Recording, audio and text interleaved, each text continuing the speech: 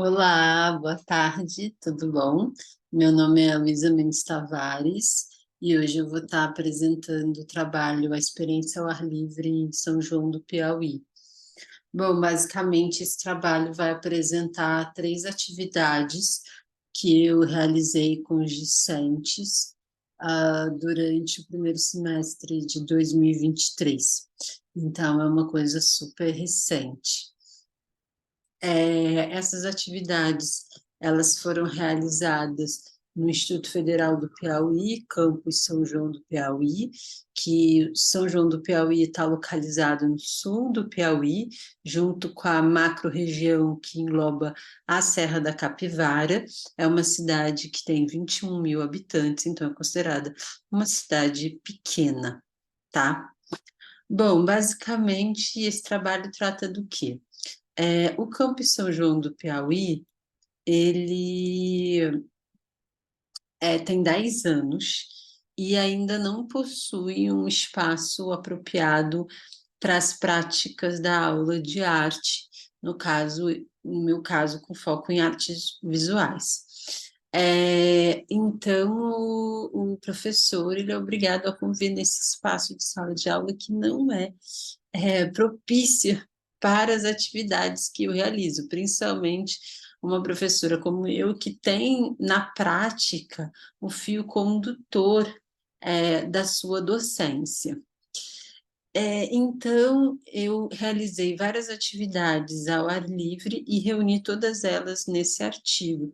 Eu acredito que o espaço ao ar livre, ele é muito propício para uma educação holística, uma educação integral, onde estar no mundo e entender que estar no mundo é ser atravessado por diversas questões, é uma das coisas mais importantes, tá? Então, basicamente, foi isso que foi feito. Eu estou correndo, gente, porque são só 10 minutos, né? Bom, para a gente falar um pouquinho de experiência ao ar livre, eu pensei basicamente assim, a gente tem alguns exemplos, né? Então a gente pode pegar os impressionistas, né? Que estar ao ar livre contribuiu para eles de alguma maneira romperem com a arte acadêmica, né? Eles puderam ter outras percepções do mundo que o ateliê de alguma forma, né? Que o espaço fechado não conseguia de alguma maneira desenvolver. Então, o espaço ar livre foi muito importante para eles. De uma maneira mais, pegando numa linha do tempo assim, ainda mais longínqua, a gente tem a escola peripatética, né, do Aristóteles, que foi uma escola onde caminhar era uma maneira de você passar o conhecimento, conversar com seus estudantes sobre o conteúdo, né? Então, a escola peripatética do Aristóteles mostra para a gente como essa relação com o mundo é importante para a educação.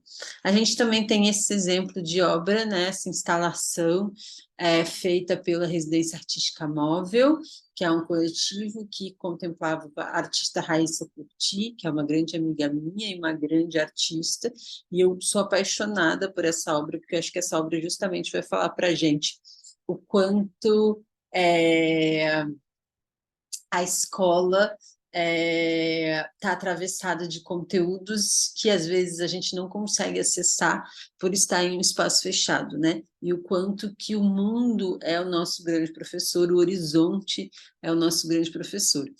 Essas carteiras que de alguma maneira me incomodam muito, né, dentro da sala de aula, principalmente porque não tem espaço para o aluno desenvolver um trabalho artístico, elas aqui ganham uma outra potência, né? Elas aqui são um sinal de que o aprendizado está em todos os lugares, né? Que aprender não é estar condicionado a um espaço da sala de aula e a um professor, né? Mas o que eu mais gosto desse trabalho também é que eles propõem, né, essa linha do horizonte, né? Eles fazem uma linha com as cadeiras, se relacionando com a linha do horizonte, é um trabalho super bonito, né? Esteticamente muito apurado, e as crianças vão lá, né? Conforme a maré vai enchendo, a água vai se aproximando e as crianças subvertem a lógica do trabalho e transformam as cadeiras em pranchas e trampolins,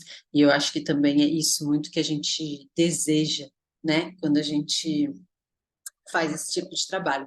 Outra escola também que é uma inspiração, é a escola Aire Libre, que é uma escola mexicana, que é uma escola que foi muito estudada pela Ana May Barbosa. Ela considera ali o grande movimento de educação, de arte e educação da América Latina, por ter conseguido aliar algumas práticas, né, europeias, como a influência impressionista, com a própria ideia da arte mexicana, né? Porque de alguma maneira a Escola Hora Livre vai olhar para a sua própria produção artística, né? Para a produção artística indígena mexicana e vai fazer e vai trabalhar com ela. E estar ao ar livre é muito importante para isso, né? Para a gente encontrar com essa arte. Bom, eu também fiz uma pesquisa na BNCC para ver como é que a BNCC trabalhava com essa ideia de ar livre, ao ar livre. Eu não encontrei nenhuma menção, também não tem nenhuma menção jardim, nem a pátio, nem ambiente externo. Aí eu encontrei as expressões na escola e fora dela, 4 vezes, dentro e fora da escola, vida fora da escola. Então, mas muito com essa ideia, eu acho que de continuidade, mais do que a ideia de ar livre, né? E sala de aula, por exemplo, aparece 32 vezes, sendo que 3 além da sala de aula, dentro e fora de sala de aula e outros ambientes, essa continuidade em relação à sala de aula. Sala de arte e ateliê, por exemplo, não aparecem nenhuma vez. Eu sempre gosto de pontuar em todos os meus trabalhos como que a BNCC trabalha com isso, né? Como é que a BNCC traz as questões que eu estou trabalhando. Bom, basicamente eu fiz 3 trabalhos, 3 experiências. A primeira experiência eu estou aqui trazendo como ar atmosférico, foi uma treliça de bambu. A gente fez esse trabalho junto com a professora Cília de Agro, né? Lá é uma escola técnica, né? Como todos os IFPs, e existem 2 cursos, que são técnico em agro e técnico em administração. É, os alunos que fazem técnico em agro, claro que eles têm uma experiência ao ar livre muito, muito mais forte, né? Porque eles estão em campo realmente trabalhando com as hortas e com as plantações.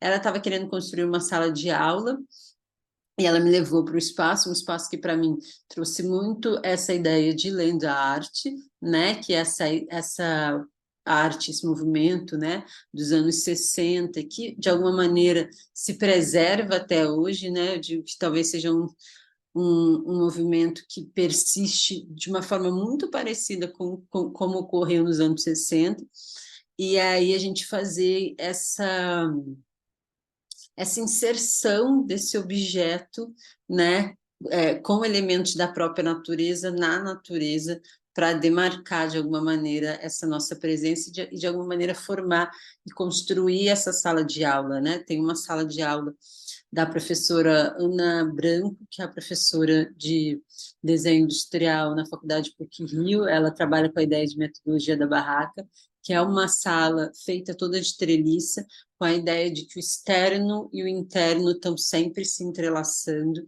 e foi essa ideia que a gente trabalhou aqui.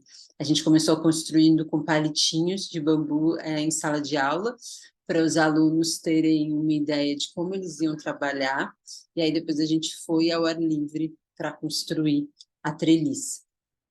Um outro trabalho que a gente fez foi a pintura dos muros, né? Que na verdade não é do muro, isso aí é o almoxerifado, mas nunca não tinha tido nenhuma pintura nunca no Instituto Federal do Piauí, e eles me deram esse cubo branco que eu achei maravilhoso.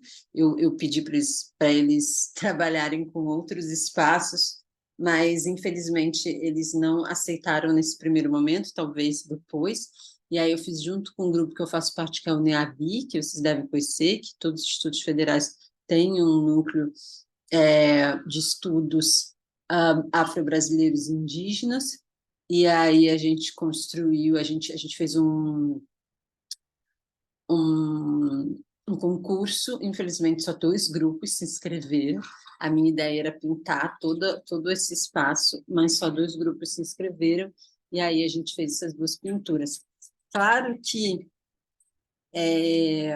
a gente queria, já acabou meu tempo, mas realmente 10 minutos fica muito complicado de falar em 18 páginas em 10 minutos, mas eu acho que é um tipo de trabalho que enfim, é muito popular, né, em algumas escolas, é um trabalho que se tem feito há muito tempo, e eu acho que é fundamental para o reconhecimento da presença do estudante dentro da sala de aula.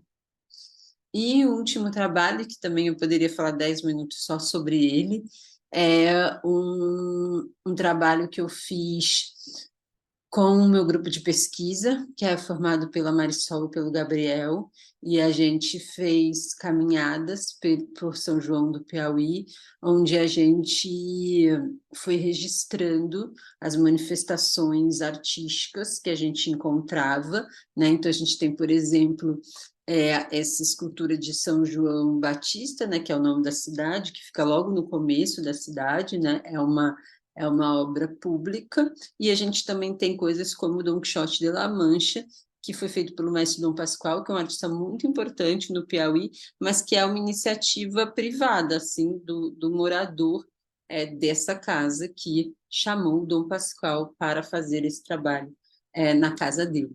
Então, a gente pegou esses diversos tipos de trabalhos, tanto públicos quanto privados, quanto particulares, e criamos esse mapa no intuito de distribuir para a cidade e falar para a cidade, olha, essa é uma cidade que a gente tem algumas obras de arte, você pode visitá-las, você pode fazer esse roteiro, você pode conhecer melhor esse espaço, você pode, enfim, acabar criando mais afeto, mais empatia, e foi esse o nosso trabalho. Bom, novos ares, a gente vai continuar trabalhando, né? E esses projetos vão continuar. Eu acho que é importante dizer que são trabalhos que a gente sempre tenta buscar, de alguma forma, uma questão holística, de que elas envolvam uma integridade de coisas que o espaço ao ar livre me suscita. E e é isso, muito obrigada. Qualquer coisa podem me mandar e-mail.